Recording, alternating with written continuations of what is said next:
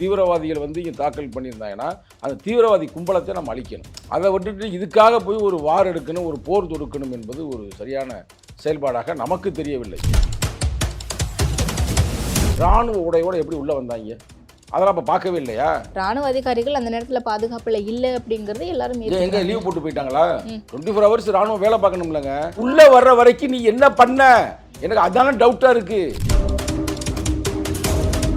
North இந்தியாவில் இந்துக்களுக்கும் முஸ்லீம்களுக்குமே ஒரு பயங்கரமான ஒரு வெறுப்பு உருவாகி கொண்டு இருக்கிறது. அதை பிரச்சாரமாக வேற பண்ணுறாங்க. மோடி மேலே நம்பிக்கை இல்லைங்க. மோடி அமித்ஷா மேலே நம்பிக்கையே இல்லை. போரிட்டதையோ இல்லை பயங்கரவாத தாக்குதல் பண்ணதையோ இந்தியாவுடைய நடவடிக்கை நாங்கள் தப்பாக சொல்லலை, வரவேற்கிறோம். ஆனால் பிரதமர் மேலேயும் உள்துறை அமைச்சர் மேலேயும் சந்தேகமாக இருக்குது. சந்தேகமே படக்கூடாதா? இந்தியாவுடைய வரைபடமே மாறப்போகுதுதான். அப்படின்னா என்ன அர்த்தம்னா, நீங்க போரிட்டு பாகிஸ்தானை பிடிக்க போறாங்களா? இதெல்லாம் தேவையா? நான் இருக்கிற மக்களே காப்பாற்ற முடியல. எனக்கு நான் பங்கு போகணுமா, மெயின்டெனன்ஸா, இஎம்ஐயா இல்லை பார்க்கிங் தான் பிரச்சனையா? Bhaskar is always on right track. That is why fast track. Fast track taxi அப்போ உடனே டவுன்லோட் பண்ணுங்க. அதிகப்படியான முடி உதிர்தல், தலையில் அரிப்பு, பொடுகு, புண், கொப்பளங்கள் போன்றவற்றால் அவதியா? அனைத்திற்கும் ஒரே தீர்வு டாக்டர் ஸ்ரீவர்மா பிசிஆர் கேஷியமுத் ஷாம்பு. சம்மர் ஹாலிடேஸ் வந்தாச்சு, நம்ம ஜிடி ஹாலிடேஸும் வந்தாச்சு. GT holidays, south India's number 1 travel brand. வணக்கம் சார். வணக்கம்மா. இன்னைக்கு காலையில் இந்தியா பாகிஸ்தானில் போய் தாக்குதல் நடத்தியிருக்காங்க. அண்ட் தாக்குதல்னு சொல்கிறத விட காஷ்மீரில் நடந்த பஹல்காம் தாக்குதலுக்கு பதிலடி கொடுத்துருக்காங்க அப்படின்னு தான் சொல்ல முடியும். இதை விசிகா எப்படி பார்க்குறீங்க? விடுதலை சிறுத்தைகள் கட்சி வரவேற்கிறது. ஏன்னா இந்திய தேசத்திற்கு ஒரு பிரச்சனை வந்துச்சுன்னா முதல்ல குரல் கொடுப்பது விடுதலை சிறுத்தைகளாகத்தான் இருக்கும். ஏனென்றால் இந்த இந்திய மறுசீரமைப்பை, இன்னும் சொல்லப்போனால் இந்த புதிய இந்தியாவை, நவீன இந்தியாவை கட்டமைத்தது புரட்சியாளர் Ambedkar. First and last we are Indian அப்படின்னு அவர் சொல்லியிருப்பார் அந்த காலகட்டத்தில். சரிங்களா? அப்போ இந்தியாவுக்கு ஒரு சிக்கனை நம்ம வந்து யாராக இருந்தாலும் சரி, மோடியாக இருந்தாலும் சரி, இல்லை யாராவது இந்த சங்கிகளாக இருந்தாலும் சரி, அவர்கள் செய்கின்ற அந்த நடவடிக்கைகளுக்கு ஆதரவு தெரிவித்தாக வேண்டும் இந்தியா என்ற முறையில். ஆனால் அதே நேரத்தில் வந்து நீ கரெக்டாக குறிப்பாக பயங்கரவாதிகள் யார் யார் அப்படின்னு கண்டுபிடிச்சி தாக்குறீங்க, அது சிறப்பு. அதில் வந்து எந்த வேணா மாற்று கருத்தும் இல்லை. அதில் பொதுமக்களும் பாதிக்கிறாங்க அப்படின்ற மாதிரி செய்தி கிடைத்து கொண்டு இருக்கிறது. அவங்க வந்து தீவிரவாதிகள் வந்து இங்கே தாக்கல் பண்ணியிருந்தாங்கன்னா அந்த தீவிரவாதி கும்பலத்தை நம்ம அழிக்கணும், அதில் சிறப்பாக இருக்க வேண்டும். அதை விட்டுட்டு இதுக்காக போய் ஒரு வார் எடுக்கணும், ஒரு போர் தொடுக்கணும் என்பது ஒரு சரியான செயல்பாடாக நமக்கு தெரியவில்லை. இது 1000 பிரச்சனை நாட்டில் இருக்குது. இதை விட்டுப்படி நீங்கள் போர்னு சொல்லிட்டீங்கன்னா அவன் வந்து அவனே, நம்ம நாடாவது ஒரு ஜனநாயக நாடு. சரிங்களா? இப்போ வேறு எது செய்தாலும் கூட ஜனாதிபதிகிட்ட கேட்டு செய்யணும், இல்லை எதிர்க்கட்சி தலைவர்கிட்ட கேட்டுட்டு செய்யணும். இப்போ அனைத்து கட்சி கூட்டத்தை கூட நாளை ஏற்பாடு செய்திருக்கிறார்கள். தாந்தோன்றித்தனமும் செய்ய முடியாது. ஆனால் பாகிஸ்தானில் இருக்கிறவங்க வந்து இராணுவ ஆட்சி மாதிரி அவன் நினச்சாங்க எடுத்து ஒரு ஆட்டம் டம்முன்னு போட்டு விட்ருவாங்க. கரெக்டாக அப்புறம் எல்லாருக்குமே சிக்கல். லூசு பைலட்டை மட்டும் என்னையுமே வம்பளுக்க கூடாது. சரிங்களா? அதனால் நான் என்ன சொல்கிறேன்னா, நீங்கள் பாட்டுக்கு தேவையில்லாத ஏதாவது வம்பகம்ப இழுத்து விட்டு பிரச்சனை பெருசாக்கிறாதீங்க. எங்கள் தலைவர் அழகாக அறியக்கூடிய ராஜதந்திரத்தோடு இதை மூவ் பண்ணணும்னு இருக்கிறார். புரியுதா உங்களுக்கு? இதை வந்து ரொம்ப அறிவுபூர்வமாக ஒரு ஸ்ட்ராட்டஜியை உருவாக்கி, ஒரு டாக்டிக்ஸை உருவாக்கி நீங்கள் இது பண்ணணும்.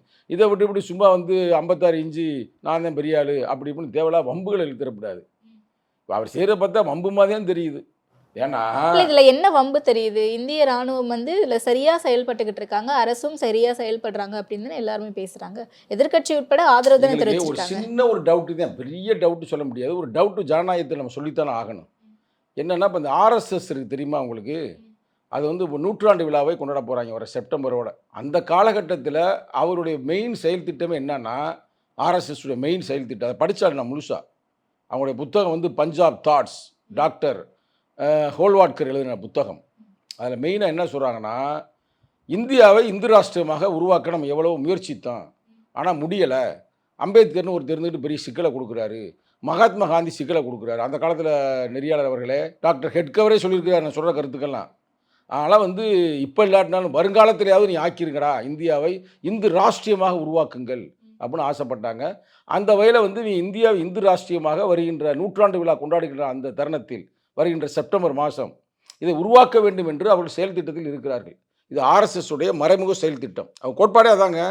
நான் பஞ்சாப் தாட்ஸ் புக்கை வந்து வேணும்னா உங்களுக்கு தரேன், வேணும்னா படித்து பாருங்கள். அதிர்ச்சியாக பார்க்குறீங்களே, புக்குடைய உள் நோக்கமே அது. நீ யார் கிறிஸ்துவனா, நீ இந்த நாட்டில் வாழலாம், ஒன்றும் பிரச்சனை இல்லை, ஆனால் ஓட்டு போட விட மாட்டோம். நீ முஸ்லீமா, நீ இங்கே வாழலாம், ஆனால் நாங்கள் ஓட்டு போட விட மாட்டோம். ஏனென்றால் இஸ்லாமியர்களுக்கு புனித ஸ்தலம் எங்கே இருக்குது? வெளிநாடு தானே. கிறிஸ்துவனுக்கு எங்கே இருக்குது? வெளிநாட்டில் தான் இருக்குது. ஜெருசலம். அப்போ இப்படி புனித ஸ்தலங்கள் யாருக்கெல்லாம் வெளிநாட்டில் இருக்கிறதோ அவர்கள் எல்லாம் உள்நாட்டில் வாழலாம், ஓட்டு போட விட மாட்டோம், இதெல்லாம் வர்ற கால செயல் திட்டத்தில் அவங்க வைத்திருக்கிறார்கள். அப்போ அதை நோக்கி இவர்கள் பயணிக்கிறார்களோ அப்படின்ற ஒரு சந்தேகம் வருது. ஏன்னா இது சாதாரண விஷயம்ங்க. அவங்க வந்து எப்படி வந்தாங்க இராணுவம், நான் கேட்குறேன். அந்த தீவிரவாத கும்பல் இராணுவ உடையோடு எப்படி உள்ளே வந்தாங்க, அதெல்லாம் அப்போ பார்க்கவே இல்லையா? எப்படி வந்தாங்க நான் உங்களுக்கு கேட்குறேங்க. இல்லை, அங்கே ராணுவ அதிகாரிகள் அந்த நேரத்தில் பாதுகாப்பில் இல்லை அப்படிங்கிறது எல்லாரும் எங்கே லீவ் போட்டு போயிட்டாங்களா? 24 ஹவர்ஸ் ராணுவம் வேலை பார்க்கணும்லங்க. வேலையை விட்டு அவங்க எங்கள் லீவ் போட்டு போனாங்க, லீவ் போட சொல்லிட்டாரான்னு கேட்குறீங்க. சந்தேகம் அதே வருது. புல்வாமா தாக்குதல் ஞாபகம் இருக்குதா? புல்வாமா தாக்குதலையே பல குற்றச்சாட்டு சொல்லப்பட்டது. சொல்லட்டுமா உங்களுக்கு? நீங்கள் என்ன நம்ப மாட்டேன்ருக்கா, நான் எழுதி வச்சிருக்கிறேன். புல்வாமா தாக்குதலப்போ நீங்கள் என்னென்ன குளறுபடிகள்லாம் செஞ்சாங்க அப்படின்றத உங்களுக்கு நான் சொல்கிறேன். நீங்கள் கொஞ்சம் பொறுமையாக மட்டும் கேளுங்க. அதாவது புல்வாமா தாக்குதலப்போ சத்யபால் மாலிக் அப்படின்றவர் தான் ஆளுநர் நேரடியாக மோடிட்டே பேசியிருக்காரு. பயங்கர பிரச்சனையாக இருக்குது, பார்த்து ஏதாவது செய்யுங்க அப்படின்னு கேட்டிருக்காரு. கத்துனாரு, அவங்க கண்டுக்கிறவே இல்லை. Right, intelligence report. Right, point முடிஞ்சிருச்சா? அடுத்து அதே நேரத்தில் அப்போ வந்து தேவேந்திர சிங் அப்படின்றத இராணுவ தளபதியாக பணியாற்றினார். அவருடைய இராணுவத்துக்குள்ளேயே சில தீவிரவாதிகளை கொண்டு போனதாக அந்த காலத்தில் பிபிசியும் பிரன்லைனும் சொல்லியிருந்துருக்குது. அதுக்கெல்லாம் இது வரைக்கும் விளக்கம் கொடுக்கவே இல்லை, யாரும் கொடுக்கவே இல்லை. அது மட்டும் இல்லாமல் ஆர்எஸ்எஸ் இந்தியாவிற்கு ஒரு அச்சுறுத்தல் அப்படின்னு நூரானி அப்படின்ற ஒருத்தர் புத்தகம் இருக்கிறார். அந்த புத்தகத்தில் அவர் என்ன சொல்கிறாருன்னா, இவர்கள் மறைமுகமான செயல் திட்டங்களைத்தான் அதிகமாக செய்வார்கள், ஏனென்றால் இந்தியாவை இந்து ராஷ்டிரியமாக உருவாக்க வேண்டும் என்று. அதனால ஒரு சின்ன டவுட்டாக இருக்குது. ஏன்னா பாகிஸ்தான்லாம் இங்கே பாருங்கள், பாகிஸ்தான்லாம் நினச்சா 24 ஹவர்ஸில் காலி பண்ணிடலாம். அவன் ஏற்கனவே உள்நாட்டில் பொருளாதாரமும் இல்லை, உள்நாட்டில் எந்த வகையான வளர்ச்சியும் இல்லை, தீவிரவாத கும்பல் வாழ்கின்ற ஒரு பகுதியாகத்தான் இருக்கிறது. அவங்களோட போய்கிட்டு இவங்க வந்து இது பண்ணுறது என்னமோ எனக்கு சின்ன டவுட்டு தான். அது பூரா நான் இல்லை, அப்படி குறைச்சி மதிப்பிட முடியாதுல்ல. அவங்களோட ஆர்மியும் ஸ்ட்ராங்காக தான், நம்பர்ஸில் வேணால் அவங்க கம்மியாக இருக்கலாம், ஆனால் நியூக்ளியர் பாம்ஸ் வச்சிருக்காங்கன்னு சொல்கிறாங்க. அவங்களுடைய ஆர்மியும் அதுதான் கொஞ்சம் பயமாகவும் இருக்குது, லைட்டாக பயமாக இருக்குது. அவன் மட்டும் எடுத்து டம்முன்னு போட்டு விட்டான்னு வச்சுங்களேன், பெரிய சிக்கலாகி போயிடும். சரிங்களா? அது இங்கே வரைக்கும் வருமா, மெட்ராஸ் வரைக்கும் வரும்ன்றாங்க. ஆனால் தயவுசெய்து மோடி ஐயா அவர்களே தேவையில்லாமல் வார்களை உருவாக்கி பிரச்சனைகளை உருவாக்காமல் சுமூகமாக உட்காந்து பேச்சுவார்த்தை பேசி அந்த தீவிரவாதம் யாரோ அவங்களை மட்டும் கண்டுபிடிச்சி அழித்தொழிக்க வேண்டும் என்று நீங்கள் பணிவோடு கேட்டுக்கொள்ளுங்க. ஏன்னா அந்த ஆர்எஸ்எஸ் கும்பல் அவருக்கு நெருக்கடி கொடுக்குறான்ற மாதிரி செய்தி சொல்லுது. உனக்கு வயசு 75 ஆகிடுச்சு, வர்றதில் 75 ஆக போகுது. வர்ற செப்டம்பர் 17 அவருக்கு வயசு எவ்வளோ ஆக போகுது? 75க்கு மேலே அவங்க யாருமே இங்கே வைக்க மாட்டாங்க. ஆர்எஸ்எஸ் உடைய சித்தாந்தம் உங்களுக்கு புரியுதா? அப்போ அதனால வந்து அதோட ஒரு காலி பண்ணுறதுக்கு முயற்சி பண்ணுறாங்க. இவர் அதனால ஒரு உள்நாட்டில் ஒரு யுத்தம் மாதிரி உருவாக்கி, உள்நாட்டில் ஒரு சிக்கலை உருவாக்கி, அம்மா இந்திராந்தி அம்மா அப்போ செஞ்சாங்களே மிஸ்ஸா, அது மாதிரி ஒரு அதிபர் ஆகலாம்ன்றதுக்காக செயல் திட்டத்துக்கு கூட ஏன் செய்யக்கூடாது அப்படின்னு சந்தேகம் தான். நான் ஒன்றும் உறுதி அளிக்கலைங்க, நீங்கள் பாட்டுக்கு சங்கத்தம்மை எப்படி சொல்கிறாங்க, நீங்கள் பாட்டு போட்டு விட்றாதீங்க. எல்லாமே ஒரே சந்தேகமாக இருக்கிறது. ஏனென்றால் இந்த ஆர்எஸ்எஸ் கும்பல் தான் ஒரு காலத்தில் புரட்சி தலைவர் எம்ஜி ராமச்சந்திரனை கொலை செய்ய முயற்சித்தார்கள். வரலாறு என்ன நீங்கள் கேளுங்க, நான் வரலாறோடு உங்களுக்கு சொல்கிறேன். எல்லா போட்டதுமே நிறைய பேர் உங்களுக்கு பிரச்சனை ஒன்றா ஏன்டா அதை போட்டீங்கன்னு இந்த சொல்கிறேன். 17/2/1981 எம்ஜிஆர் மிரட்டப்பட்டதாக எம்ஜிஆரே பத்திரிகையில் சொல்லுகிறார். அடுத்து யாருன்னா கர்ம வீரர் காமராஜர் வீட்டுக்கு 15/12/1966 தீ வைத்ததாக சொல்லப்படுகிறது. அவரே நவசக்தி என்ற பத்திரிகையில் பேட்டி கொடுத்திருக்கிறார். டாக்டர் அம்பேத்கர் அவர்கள் தனது புக்கு 15 ஆர்எஸ்எஸ் ஒரு ஆபத்தான அமைப்பு என்று அவர் சொல்லியிருக்கின்றார். காந்தியை கொலை செய்தது யார்? மறைமுகமாக. அதே நேரத்தில் பகவத்சிங் அவரையும் வந்து தூக்கில் போடுவதற்கு மறைமுகமாக வேலை பார்த்தவர் யார்? கௌரி லங்கேஷை கொலை செய்தவர் யார்? தபோல்கரை கொலை செய்தது யார்? பன்சாரையை கொலை செய்தது யார்? கல்புர்கியை கொலை செய்தது யார்? அப்படின்னு பல சிக்கல்கள் இருக்கிறது. ஏன்னா அது வரைக்கும் உங்கள் பேட்டியில் பார்த்தேன்னு சொல்ல மாட்டாங்க. ஏன் பார்த்து சொல்கிறேன்னா, ஒருவேளை யாராச்சும் ரொம்ப வழக்கிழக்க போட்டாங்கன்னு சிக்கலாகி போயிரும்ல, அதுக்காக நான் பாட்டி சொல்லாமல் கரெக்டாக இருக்கிறத சொல்கிறேன். ஏன்னா நரக மாளிகைன்ற ஒரு புத்தகம் இருக்குது. அந்த புத்தகத்தில் ஆர்எஸ்எஸ்ஸின் பழைய ஆள் சுதீஷ் மின்னி அவர் என்ன சொல்கிறாருன்னா, நாங்கள் எப்படி இருந்தாலும் 100ஆண்டு விழா கொண்டாடும் பொழுது இந்தியாவை இந்து ராஷ்டிரியமாக ஆக்கிடுவோம். அப்படி ஆக்குவதற்காக நாங்கள் உள்நாட்டுக்குள்ளே ஒரு கலவரத்தை உருவாக்கும் மாதிரி, உள்நாட்டிலே சிக்கல் வர்ற மாதிரி, இல்லை பாகிஸ்தானிகளுக்கு பிரச்சனை வர மாதிரி நான் உருவாக்கும்னு எழுதியிருக்காரு. எந்த புத்தகத்தில்? நரக மாளிகை, சுதீஷ் மின்னி. தயவு செய்து அந்த புத்தகத்தை படித்துக் கொள்ளுங்கள். இல்லை, ஆனால் அப்படி ஒரு தாக்குதல் நடத்துகிறாங்கன்னா அது இந்தியாவுக்கும் சேர்த்து ஆபத்தாக முடியும். அதாவது நல்லா சொல்லிக்கிட்டு பாகிஸ்தானை வந்து மிரட்டிடுவாங்க. பாகிஸ்தான்லாம் ஒன்றும் பெரிய நீங்கள் நினைக்கிற மாதிரி அவ்வளவுக்குலாம் அவங்க ஸ்ட்ராங்காலாம் இல்லை. நம்ம நினச்சோம் 24 ஹவர்ஸில் அவங்க சோழியை முடிச்சிடலாம். ஆனால் அது மாதிரி ஆயிடுச்சுன்னா என்ன பண்ணி நம்மளே பயந்து. இப்போ நீங்களே பாருங்கள், எல்லாருமே என்ன சொல்லுவாங்க, நமக்கெல்லாம் நாட்டுக்கு பிரச்சனையாயிருச்சு, நம்மளாம் ஒற்றுமையாக இருக்கணும், தேசப்பற்றியோடு இருக்கணும் அப்படின்ற மாதிரி சொல்கிறோம்ல. அப்போ எல்லோரும் நம்மளும் சொல்ல வேண்டிய ஒரு சூழ்நிலை வரணும். அப்போ வரும்போது இவர் அதிபராகிடுவார். நான் அதிபர், யாரும் தேவையில்லாமல் பேசக்கூடாது. இப்போ நம்மளாம் பேச முடியாது. அப்போலாம் அதை நோக்கி தான் அவர் பயணிக்கிறார். அப்போ தான் வந்து இந்தியாவை இந்து ராஷ்டிரமாக ஆக்க முடியும். அரசியலமைப்பு சட்டம் இருக்கிற வரைக்கும் ஆக்க முடியாது. இதற்கெல்லாம் செய்வார்கள் என்ற ஒரு சந்தேகம் எங்களுக்கு வழங்குகிறது. ஏனென்றால் அவருடைய புத்தகம், மீண்டும் சொல்கிறேன், பஞ்சாப் தாட்ஸ் என்ற புத்தகமும் வி ஆர் அவர் நேஷனல்ஹுட் டிஃபைன் அப்படின்ற புத்தகமும் தெளிவாக வலியுறுத்துகிறது இந்தியாவை இந்து ராஷ்டிரியமாக உருவாக்க வேண்டும் என்று. ஏனென்றால் சுபாஷ் சந்திர போஸையே ஆர்எஸ்எஸ் கும்பல் அந்த காலத்தில் நெருக்கடியை கொடுத்ததாக அவர் மகள் அனிதா போஸ் சொல்லுகின்றார். 1948 பிப்ரவரி 4 இந்திய அரசே ஒரு அறிக்கை கொடுக்கிறது. எப்போ? 1948. ஆர்எஸ்எஸ் ஒரு மறைமுகமாக செயல்படக்கூடிய ஒரு அமைப்பு. இந்திய தேசியத்தையோ இந்திய தேசிய கொடியையோ இந்திய தேசிய கீதத்தையோ இவர்கள் மதிக்க மாட்டார்கள். இது பூரா உண்மையாக இருக்குது. அப்போ இதெல்லாம் பார்க்கும்போது பயமாக இருக்குது. எனக்கெல்லாம் ரொம்ப பயமாக இருக்குது. நீங்கள் என்ன நினச்சிக்கோங்க, நாங்களாம் ரொம்ப பயந்துதான் போயிருக்கிறோம். இவன் பாட்டுக்கு இந்தியாவுக்குள்ளே சிக்கலை உருவாக்கிடுவாங்களோ அப்படின்னு. இல்லை, ஆனால் நீங்கள் சொல்கிறத வச்சு பார்க்கும்போது இந்தியாவுக்குள்ளே சிக்கலை உருவாக்குனாலும் கூட அது இந்தியாவுக்கு தானே பின்விளைவுகளை நாங்கள் ஏற்படுத்தும். இந்து ராஷ்டிரம் ஆக்கிறோம். எவன் செத்தான்னா வாழ்ந்தா எங்களுக்கு என்ன பிரச்சனை? எங்களுக்கு 2 பேரும் வாழணும். இல்ல, ஆனா அதானி, இந்த அம்பானி. விஷயத்துக்கு பிறகு பொறுங்க. நிறைய பேர் முக்கியமான கருத்து சகோதரத்துவம் சொல்லும்போது, பேணணும் அப்படிதானே நாங்கள் சொல்றாங்க. இந்தியாவில் 2 பேருக்காக நாங்கள் வேலை பார்க்குறோம். ஒன்று அதானி, ஒன்று அம்பானி. அவர்களுக்காக தான் இந்த நாடு நடத்துகிறோம். இதில் தேவையில்லாமல் நீங்கள் வாழ்ந்தானே செத்தா எங்களுக்கு என்ன பிரச்சனை? ஆமாம், இந்தியா வந்து இந்து ராஷ்டிரம் ஆக்கிடுவோம். இப்போ எப்படி பாகிஸ்தான் வந்து பாகிஸ்தான் கண்ட்ரியாக இருக்குது, இப்போ எப்படி சவுதி வந்து இஸ்லாம் கண்ட்ரியாக இருக்குது. இப்போ பாகிஸ்தான் என்னது? இஸ்லாம் கண்ட்ரி தானே. சில பெரிய மேற்கத்திய நாடுகள்லாம் கிறிஸ்துவ நாடாக இருக்குல்ல, அதுமாதிரி இந்தியாவில் நாங்கள் இந்து நாடாக அறிவிக்க ஆசைப்படுறோம். தப்பு இல்லை. பெரும்பான்மை மக்கள் வாழக்கூடிய பகுதியில் அவளுக்கு அறிவிக்கலாம். ஆனால் இந்து கோட்பாடே மோசம் இல்லை. பிறப்பாலே ஒருத்தனை உயர்ந்தவன் தாழ்ந்தவன் சொல்லுது இல்லை. அதுதானே அம்பேத்கர் எதிர்த்தாரு. அம்பேத்கர் ஏங்க எதிர்த்தாரு? அவருக்கு வேறு வேலை இல்லையா? அம்பேத்கர் எதிர்த்தது முக்கியமான காரணம் என்னவென்றால், அவர் சொன்னால் கருத்து சொல்லட்டுமா? நீங்கள் அரண்டுருவீங்க. அவர் சொன்னால் அப்படியே சொல்கிறேன் பாருங்கள். வருங்காலத்தில் நான் இல்லாமல் கூட போவேன். அந்த காலத்தில் சில கட்சிகள் மதத்தை மட்டுமே மையமாக வைத்து நாட்டை துண்டாடுவார்கள். அந்த காலகட்டத்தில் நீங்கள் உயிரை கொடுத்தாவது இந்த நாட்டை காப்பாற்ற வேண்டும். அதுக்காக இவ்வளவு எழுதி உங்கள்கிட்ட நம்ம படித்தது. அதனால் இந்த வார் வந்து எங்களுக்கு ஒரு சந்தேகம் அளிக்கிறது. ஒன்று, ஏன்னா ஒரு டிவியில் வந்து நம்ம இல்ல, முக்கியமாக அதுக்காக பதிலடி கொடுக்கமா இருக்க முடியாதுல்ல சார். இங்க நான் நம்மளுடைய என்ன சொல்றேன், சிவிலியன்ஸ் நீ அப்பா உள்ள வர்ற வரைக்கும் நீ என்ன பண்ண? எனக்கு அதான டவுட்டா இருக்கு. அவன் யூனிஃபார்மோட வர்ற, எப்படி நீ பார்த்துக்கிட்டு வேடிக்கை பார்த்துக்கிருந்தீங்களா? யூனிஃபார்மோட எப்படி உள்ள வந்தேன்?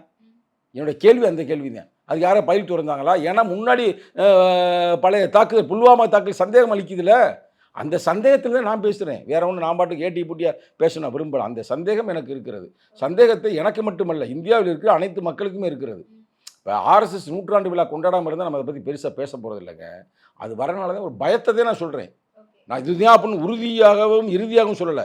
எனக்கு இந்த மாதிரி ஒரு ஜனநாயக நாட்டில் எனக்கு இது மாதிரி நம்ம இந்திய நாட்டுக்கே, இந்தியாவுடைய அரசியலமைப்பு சட்டத்திற்கே ஒரு நெருக்கடியான ஒரு பிரச்சனை இருக்குது அப்படின்னு சொல்லணும். தப்பு சொல்லக்கூடாதா? சொல்லலாம்ல. அப்படி தான் சொல்கிறேன். அதே நேரத்தில் நீங்கள் வந்து தீவிரவாதியை ஒழிங்க. பயங்கரவாதிகள் எங்கே இருந்தாலும் அழித்தொழிக்கப்பட வேண்டும். அதில் மாற்று கருத்தே இல்லை. அவனுக்கு மதமே இல்லைங்க. தீவிரவாதிக்கு என்ன மதம்? தீவிரவாதிகள் இஸ்லாமியர்கள் என்ற ஒரு டேக திணிக்கிறாங்கல்ல, அது ஏன் நினைக்கிறீங்க? எப்படி திருப்பி சொல்லுங்க. இஸ்லாமியர்கள் என்ற ஒரு டேக திணிக்கிறாங்கல்ல, தீவிரவாதிகள்னாலே இஸ்லாமியர்கள் தான். அதுதான் இந்த ஆர்எஸ்எஸ் உடைய வேலை. ஆர்எஸ்எஸ் உடைய வேலையே எப்படின்னா, இஸ்லாமியர் பூரா தீவிரவாதி நினைக்கிறாங்க. அது எவ்வளோ பெரிய அயோக்கியத்தனம். இந்திய சுதந்திர போராட்டத்துக்காக போராடியவர்கள் இஸ்லாமியர்கள். உங்களுக்கு தெரியுமில்ல அந்த கருத்து? அப்புறம் யாராவது ஒரு ஆர்எஸ்எஸ்காரனை சொல்லுங்கள் போராடியவர்களா என்று. யாரும் போராடியதில்லை. ஆகையால் இது வந்து அதான் நம்ம சொல்கிறோம், ஒரு சகோதரத்துவமாக வாழ்கின்ற அந்த நாட்டில் நம்ம ஒரு வெறுப்பு அரசியலை விளக்கி தரக்கூடாது. இப்போ நீ வந்து பாகிஸ்தானோட இப்போ சண்டை அப்படின்னதுமே நம்மளாம் சாதாரணமாக இருக்கிறோம். நார்த் இந்தியாவில் இந்துக்களுக்கும் முஸ்லீம்களுக்குமே ஒரு பயங்கரமான ஒரு வெறுப்பு உருவாகி கொண்டு இருக்கிறது நார்த் இந்தியாவில். அதை பிரச்சாரமாக வேறு பண்ணுறாங்க. அதுதான் பயமாக இருக்குது எங்களுக்கு. மோடி மேலே நம்பிக்கை இல்லைங்க. மோடி, அமித்ஷா மேலே நம்பிக்கையே இல்லை. வேறு யாரும் செஞ்சால் கூட நாங்கள் ஏற்றுக்குருவோம். இவங்க 2 பேரும் பண்ணுற வேலை பூரா எப்படி ஆட்சி அதிகாரத்துக்கு வந்தாங்கன்னு நீங்கள் நினைக்கிறீங்க? குஜராத்தில் கலவரம் பண்ணியே தான் ஆட்சி அதிகாரத்துக்கு வந்தாங்க. அங்கே பல கலவரங்கள் பண்ண பிறகு அவர் நேரடியாக ஸ்ட்ரைட்டாக வந்துட்டார் பிரதமராக. அத்வானியில் எங்கே போனார்? அதுதான் ஒரு பயமாக இருக்குது. நான் நாட்டை நேசிக்கிறேன். அம்பேத்கருடைய பிள்ளைகள் நாங்கள். அம்பேத்கருடைய கோட்பாடுகள் உள்வாங்கியவர்கள். ஆகையால் அம்பேத்கர் சொன்னார் ஒரு தத்துவம். அந்த தத்துவத்திற்காக நாங்கள் இவ்வளவுக்கு நாங்கள் பேசி கொண்டு இல்லை, ஆனால் இந்த சூழலில் இப்படியான ஒரு அதிருப்தியை வெளிப்படுத்துறது நியாயம்னு நீங்கள் நினைக்கிறீங்க? ஏங்க உண்மையை சொல்லக்கூடாதாங்க? நாங்கள் வந்து இப்போ வந்து அவங்க போரிட்டதையோ இல்லை பயங்கரவாத தாக்குதல் பண்ணதையோ இந்தியாவுடைய நடவடிக்கையை நாங்கள் தப்பாக சொல்லலை, வரவேற்கிறோம். ஆனால் பிரதமர் மேலேயும் உள்துறை அமைச்சர் மேலேயும் சந்தேகமாக இருக்குது. சந்தேகமே படக்கூடாதா? 2 பேருமே சோட்டாபாய் மோட்டாபாய். எங்களுக்கு ரொம்ப டவுட்டாக இருக்குது. அதுதான் சிக்கலாக இருக்குது. வேற ஒன்றும் இல்லை. மற்றவங்க கூட நல்லவங்களாக கூட இருக்கலாம். அவங்க 2 பேரும் எதாவே செய்வாங்க. அதான் ஒரு ஆள் பேசுகிறாரு, நம்ம பத்திரிகையாளர், உங்களுக்கு தெரியும், பேரை சொன்னால் கண்டுபிடிச்சிருவீங்க. நான் யாரும் சொல்கிறேன், ஒரு டிவியில் உட்காந்து பேசுகிறாரு. அதாவது இந்தியாவோட வரைபடமே மாறப்போகுதான். ஆர்எஸ்எஸ் பத்திரிகையாளர் ஒரு ஆள், ஃபேமஸான ஆள் தான். தொலைக்காட்சி வேலை பார்த்தவர் தனியாக ஒரு யூடியூப் வச்சு நடத்தியிருக்காரு. அவர் சொல்றாரு இந்தியாவுடைய வரைபடமே மாறப்போகுதான். அப்படின்னா என்ன அர்த்தம்னா இவங்க போரிட்டு பாகிஸ்தானை பிடிக்க போகிறாங்களாம். இதெல்லாம் தேவையா? நான் இருக்கிற மக்களே காப்பாற்ற முடியல, சொந்த மக்களுக்கே ஒழுங்காக வேலை வாங்கி கொடுக்க முடியல, வேலை கொடுக்க முடியல, வேலை கட்டம்னா போய் இது அதனால் வடை சுடுன்றாங்க. அப்புறம் 71 தான் கடைசியா இந்த மாதிரி ஒரு வார் நடந்துச்சு இந்தியாவுக்கும் பாகிஸ்தானுக்கும். இப்ப 54 வருடங்கள் கழித்து இப்ப திரும்பவும் வார் லைக் சிச்சுவேஷன் வந்திருக்கு அப்படின்னா அதுக்கு ஏதோ முன்னாடி ஒண்ணு சைனாவோட வார் வந்துச்சு. சைனாட்ட தோத்தாங்க, ஞாபகம் இருக்கா? இது சின்ன கண்ட்ரிங்க, நம்மகிட்ட இருந்து போன கண்ட்ரி தானே. அது ஒரு காலத்தில் இந்தியாவோட தான் இருந்துச்சு, இப்போ வெளியே போயிருக்கு. அதனால் அதெல்லாம் அடிச்சுட்டு ஜெயிச்சுட்டு பெருசாக பேசாதீங்க. ஒரு தைரியம் வந்து சைனாவோட போரிடு. சைனா வந்து நம்முடைய நிலப்பரப்பெல்லாம் கவர் பண்ணிச்சு, தெரியுமா? இது அவங்களுக்கு சில இடங்களில் வந்து கிராமங்களே உருவாக்கி வைத்திருக்கிறார்கள். அருணாச்சல், லடாக், கரெக்டாக சொன்னீங்க. அந்த பகுதியில் நான் அங்கே வாயை திறக்க மாட்டாங்க நம்ம ஆளுங்க. நீங்கள் சொல்கிறீங்களா 54 இன்ச்சுன்றீங்களே, நம்ம தேசத்தை காப்பாற்றணுன்றீங்களே, ஏன் அங்கே ஏன் வாய் திறக்க மாட்டாரு? அங்கே போக முடியும், இராணுவத்தை கூட்டிக்கிட்டு. அவன் பாமன். அவன் இன்னும் சொல்ல போனால் அவன் அந்த நாடே தீவிரவாத கும்பல் நாட்டில் கையில் மாட்டிக்கிட்டு இருக்கு பாகிஸ்தான். உங்களுக்கு புரியுது? அங்கே இருக்க மக்கள் புறாமல் கெட்டவங்க பாவம். ஒரு காலத்து நம்ம சகோதரா கூட இருப்பாங்க. அவன் மேலே ஏன் நீ போய் வார் எடுக்க? நீ தீவிரவாதி மட்டும் பிடிச்சி தூக்கு அல்லாக்கா. இந்த தாக்குதலை வரவேற்கிறீங்க, ஆனா போருக்கு நகர்த்தக்கூடாது அப்படின்னா பதிலடி கொடுத்திருக்காங்க அப்படின்னாலே போர் தானே அர்த்தம். ஏன்னா பதிலடி கொடுத்திருக்காங்க அப்படின்னாலே அது போருக்கு தான் இது பதிலடி. இது வந்து போர் நீங்க நினைச்சீங்களா? இது பேர் எப்படின்னா அவங்கள சொல்லி வச்சுக்கிட்டே பிடிங்கடா, நீங்க தானே கொண்டாந்துருக்காங்க அவன், ரைட்டா? பிடிச்சி டம்முன்னு போட்டு விட்டு 4 பேர் இது பண்ணிட்டு வந்து இங்கே நம்ம ரொம்ப பேசினா அது நாளைக்கு உங்கள் சேனலுக்கு சிக்கலாகி போயிடும். கரெக்டாக? இதில் எங்களுக்கு சந்தேகமாக இருக்கிறோம், அவ்வளோதான் சொல்ல முடியும். வேறு மேலே நாங்கள் சொல்ல முடியாது. எங்களுக்கு சந்தேகம் அளிக்கிறது. ஏன் சந்தேகம் அளிக்கிறதுனா இதை லீட் பண்ணுறது யார்? எங்கள் குஜராத்தில் 2002 அங்கே இருக்கிற முஸ்லீம்களையெல்லாம் இஸ்லாமியர்கள்லாம் அழித்துளித்தவர்கள் இவர்கள். சாதாரண ஆட்கள் அல்ல. ஹூ கில்டு லோயா வரலாறு தெரியுமா உங்களுக்கு? அதெல்லாம் புக் எடுத்து படிங்க. அதெல்லாம் எடுத்து பேசணும்னா ரொம்ப சிக்கலாகி போயிடும். இளம் பெண்களை வேவு பார்த்தவர்கள் யார்? பல வரலாறு இருக்குது. நான் இவ்வளோ பேசுனா எல்லாம் எனக்கு ரெக்கார்டு இருக்குது, எனக்கு தெரியும். எந்த ரெக்கார்டு வச்சுருக்கோம் நாங்கள். அதனால் எங்களுக்கு சந்தேகமாக இருக்கிறது. நீங்கள் போர் கூட எடுங்க, ஒன்றும் பிரச்சனை இல்லை. பொதுமக்களுக்கு சிக்கல் வராமல் நேரடியாக அலாக்கா வந்து பாகிஸ்தானில் ஒரு லெவல் பண்ணி அந்த நாளை கூட சேர்த்துக்கிறங்க, ஒன்றும் பிரச்சனை இல்லை. அகண்ட பாரதம்னு உங்களுக்கு ஆர்எஸ்எஸில் வச்சுருக்கீங்களா ஒரு திட்டம்? பாகிஸ்தானை சேர்த்துறதுங்க, ஸ்ரீலங்காவை சேர்த்துறதுங்க, நம்மகிட்ட இருந்து வெளியேறி போன வங்காளதேசம் அதையும் சேர்த்துறதுங்க. சேர்த்து ஒரு காலத்தில் மாமன்னன் அசோகன் ஆண்டான் பார்த்தீங்களா, அகண்ட பாரதம். அந்த பாரதத்தை பிடிக்கணுன்றது ஆர்எஸ்எஸ் உடைய வேலை. செய்யப்பா, அதை கூட செஞ்சு கொடுப்பா, ஒன்றும் பிரச்சனை இல்லை. ஆனால் மக்களுக்கு பிரச்சனை இல்லாமல் செய்யுங்க. அதே தலைவர் சொல்கிறாரு, அதாவது அறிவுபூர்வமாக செய்யுங்க அப்படின்றாரு. புரியுது. தலைவர் அறிக்கை பார்த்தீங்களா? இது சம்பந்தம் அறிக்கை கொடுத்துருக்காரு. அறிவுபூர்வமாக ராஜதந்திரமாக செயல்பட்டு வெற்றி பெறுங்கள். பாகிஸ்தானும் போர் வேண்டாம் நிறுத்தணும் அப்படின்ற மாதிரி தான் அங்கே இருக்கிற மக்கள் தானங்க. நீங்க விடுங்க, மதம் இனம் மொழி நாடெல்லாம் விடுங்க, அவனும் மனுஷன் நம்மளும் மனுஷன். இல்லை, மக்கள் மேலே எந்த தாக்குதலும் நடத்தப்படலை. நாங்கள் துல்லியமாக தீவிரவாத முகாம்கள் எங்கே இருக்குன்னு பார்த்து தான் கவனத்தோட தான் அந்த தாக்குதல் அப்படி செஞ்சாங்கன்னா பாராட்டுகள். இல்லை, அப்படிதான் சொல்லியிருக்காங்க இந்திய ராணுவம். இனியும் அதே மாதிரி போனாலும் பிரச்சனை இல்லை. ஆனா அவன் சொல்லியிருக்கா எங்க ஊர்ல நிறைய பேர் செத்து போயிட்டாங்க, 8 பேர் இறந்திருக்காங்க. அதுக்குதான் பதிலடி கொடுத்திருக்காங்க இவங்க. இல்லைங்க, நம்ம வந்து செத்தது இருக்கட்டும்ங்க.